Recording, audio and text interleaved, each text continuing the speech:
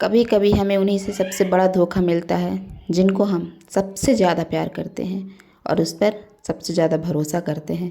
आज की जो सच्ची घटना मैं आपको सुनाने जा रही हूँ, यह सच्ची घटना 21 साल की एक लड़की की है और उसकी हत्या हो रही होती है तो वह लड़की यकीन ही नहीं कर पाती कि जो व्यक्ति उसका गला दबा रहा है वह सचमुच में उसकी जान ही ले रहा है। आखिरी दम तक वह बिल्कुल भी बचने की कोशिश नहीं करती और अपनी जान दे देती है।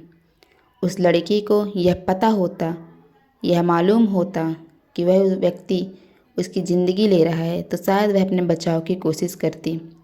नमस्कार, प्रणाम, स्वागत है आप सबका कलयुग के क्राइम हिंदी के आज के इस नए एपिसोड में। जो आज की मैं सच्ची घटना आपको सुनाने जा रही हूँ, यह घटना है छत्तीसगढ़ प्रदेश के जिला कोरबा के थाना कटघोरा क्षेत्र का एक गांव लगता है। इस गांव का नाम होता है तुमान। तुमान में रहने वाली 21 साल की कृष्णा कुमारी गोस्वामी बहुत ही खुले विचारों की आज़ाद लड़की होती है जिसे दोस्त बनाना बहुत पसंद होता है और वह सभी से अच्छी से दोस्ती कर लेती है। कृष्णा कुमारी का पिछले 8 साल से एक लड़के के साथ अवैध संबंध थे। वह लिव इन रिलेशनशिप में रहती थी। वह लड़का उसके घर आता जाता था।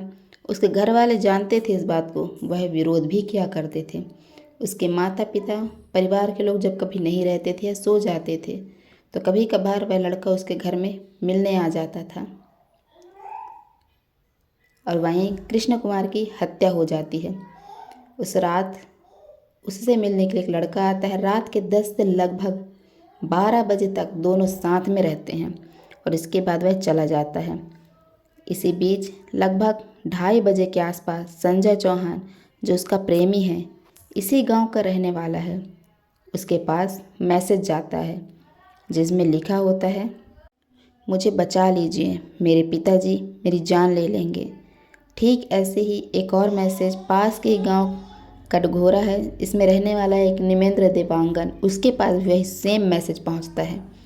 मैसेज में वही शब्द लिखे हैं, मुझे बचा लो, मेरे पिताजी मेरी जान ले लेंगे। अगले दिन जैसे ही सुबह होती है तो पड़ोसियों की कृष्ण कुमारी की लाश मिलती है।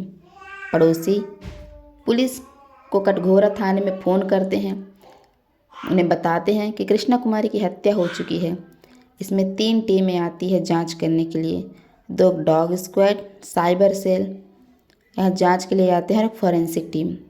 फॉरेंसिक टीम को कोई ख़ास सबूत नहीं मिलते हैं, लेकिन जो डॉग स्क्वाड होता है, जिसका नाम बाघा होता है, उसको कुछ ऐसे सबूत मिलते हैं जिससे साफ पता चलता है कि इसकी हत्या किसी और ने नहीं बल्कि लड़की के पिता ने ही की है। साथ ही उस लड़की के मोबाइल से 2 नंबर पर जो मैसेज किया गया था वह साइबर सेल की टीम को मिलती है। इस लड़की ने अपने पिता से बचने के लिए यह मैसेज किया था, यानी कि पुलिस की प्राइम सस्पेक्ट में अगर कोई था तो वह था उसका पिता, उसका बाप, जिसका नाम होता है दिगपाल सिंह गोस्वामी, जो कि एक स्वास्थ्यकर्मी होते हैं। पुलिस ने शक के आधार पर पिता को और उसके भाई को हिरासत में ले लिया। जब पूछताछ की गई तो दिगपाल सिंह कहते हैं कि उसने यह मर्डर नहीं किया है, यह सत्य नहीं है। अधिकांश जो सबूत मिले थे वही साइबर सेल के, चाहे डॉग स्क्वाड हो, वह सारे सबूत उनके पिता के खिलाफ मिले थे। पुलिस ने इसे ऑनर किलिंग के हिसाब से जोड़कर देख रही थी कि यह एक मैसेज पहुंचा था कि मेरे पिता मेरी जान लेना चाहते हैं, मुझे बचा लो। पुलिस उनसे पूछताछ करती है। पूछताछ करने पर यह पता चलता है कि इन दोनों लड़कों का कोई भी फॉल्ट नहीं है। पुलिस की जांच में कई बात पता चलती है। एक ही बात मालूम होती है कि जिसमें पड़ोसी कहते हैं कि दिगपाल सिंह दास अपनी बेटी की शादी पास के ही गांव सूरजपुर में करना चाहते थे, लेकिन यह बात कृष्णा कुमारी को बर्दाश्त नहीं होती है। इसी बात को लेकर दोनों के बीच कभी कभार झगड़े होते हैं। हालांकि परिवार के लोग यह जानते हैं कि बेटी का संजय चौहान के साथ पिछले 8 सालों से, यानी स्कूल टाइम से ही अफेयर चल रहा है। पुलिस लगातार इस मामले में उलझी रहती है। यह एक ब्लाइंड मर्डर के रूप में देखा जाता है। आखिरकार पुलिस को एक ऐसा सबूत लगता है और वह साइबर सेल को लगता है। साइबर सेल पुलिस के उच्च अधिकारियों को बताते हैं कि जो संजय चौहान है, जिस लड़की को सबसे ज़्यादा प्यार करता है, उसका मोबाइल कभी भी पहले तो बंद नहीं होता था, यानी कभी पहले स्विच ऑफ नहीं होता है, लेकिन रात को 12 बजे के बाद और सुबह तक उसका मोबाइल स्विच ऑफ था, जिस रात यह मर्डर हुआ है। बस इसी पॉइंट के आधार पर पुलिस ने फिर से पूछताछ की और इस बार पूछताछ बहुत सख्ती से की गई। पूछताछ करने के बाद जब पुलिस ने थोड़ा सख्ती से कदम उठाया तो संजय चौहान तोते की तरह बोलने लगा। दरअसल बात कुछ इस तरह की थी कि रात 10 से 12 बजे तक दोनों साथ रहते हैं और इसी बीच संजय चौहान, जो कि दूसरा लड़का है निमेंद्र देवांगन, क्योंकि कृष्णा कुमारी उसको भी चैटिंग करती है, उसको भी वीडियो कॉल्स करती है और प्यार मोहब्बत भरी बातें करती थी, तो समय समय पर बातचीत करती है। संजय चौहान ने इस बात का विरोध किया। संजय चौहान ने कृष्णा कुमारी से कहा कि तुम इससे बात मत करो, लेकिन कृष्णा कुमारी कहती है अगर आपको इस बात से कोई भी दिक्कत है तो आप मुझसे ब्रेकअप कर लो, मुझसे दूर जा सकते हो। इसी बात को लेकर संजय चौहान परेशान था, क्योंकि उनकी 8 साल पुरानी दोस्ती होती है और वह दोस्ती और प्यार उत्सव ख़त्म करना चाहती है, जबकि संजय चौहान उससे शादी करना चाहता है। रात के 12 बजे के बाद संजय चौहान तो पहले चला जाता है अपने घर पर। घर जाकर वह अपना मोबाइल छोड़ता है, स्विच ऑफ करता है और फिर से कृष्णा कुमारी के घर आता है लगभग 12:30 बजे के आसपास और उनका एक इशारा होता है, एक आवाज़ निकालते हैं। वह आवाज़ निकालता है जो सुन कर के कृष्णा कुमारी अपने घर से निकलकर अपने बाड़े में आती है और उसके बाद फिर दोनों में बातचीत होती है। कृष्णा कुमारी देखती है उसके घर के सभी लोग सो चुके हैं, वह चुपके से अपने कमरे में ले जाती है संजय को।